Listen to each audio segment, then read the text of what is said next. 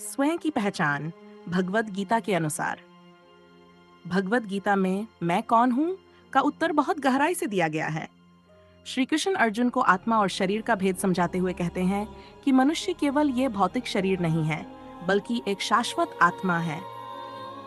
आत्मा और शरीर का भेद भगवद गीता में श्री कृष्ण कहते हैं, देहिनो अस्मिन् यथा देहे कौमारं यौवनं जरा तथा देहांतर प्राप्ति धीरस्तत्र न मुह्यति।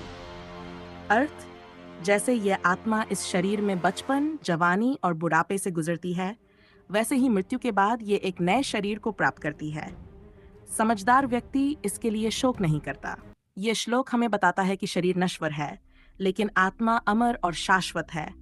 हमारी असली पहचान ये शरीर नहीं, बल्कि आत्मा है। आत्मा अजर अमर है। गीता में श्री कृष्ण कहते हैं, नैनन छिंदंती शस्त्राणि नैनन दहती पावकक न चैनन क्लेदंत्यापो न शोषयति मारुत। आत्मा को न कोई हथियार काट सकता है, न अग्नि जला सकती है, न पानी गला सकता है और न ही वायु सुखा सकती है। ये स्पष्ट करता है कि हमारी असली पहचान आत्मा है, जो किसी भी बाहरी तत्व से प्रभावित नहीं होती। अपने सच्चे स्वरूप को पहचानना भगवद गीता में कहा गया है, ममैवांशो जीवलोके जीवभूता सनातन।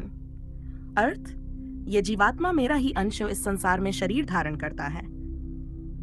इसका अर्थ है कि प्रत्येक व्यक्ति ईश्वर का अंश है, और जब हम स्वयं की पहचान को समझते हैं तो हम ये भी जान पाते हैं कि हमारा असली उद्देश्य ईश्वर की भक्ति और आत्मज्ञान प्राप्त करना है। स्वयं की पहचान के लिए क्या करना चाहिए? गीता में बताया गया है कि अपनी पहचान जानने के लिए हमें 1. ध्यान और साधना, मन को शांत कर आत्मचिंतन करना चाहिए। निर्लिप्त कर्म, निष्काम कर्म योग, बिना किसी स्वार्थ के अपने कर्तव्यों को पूरा करना चाहिए।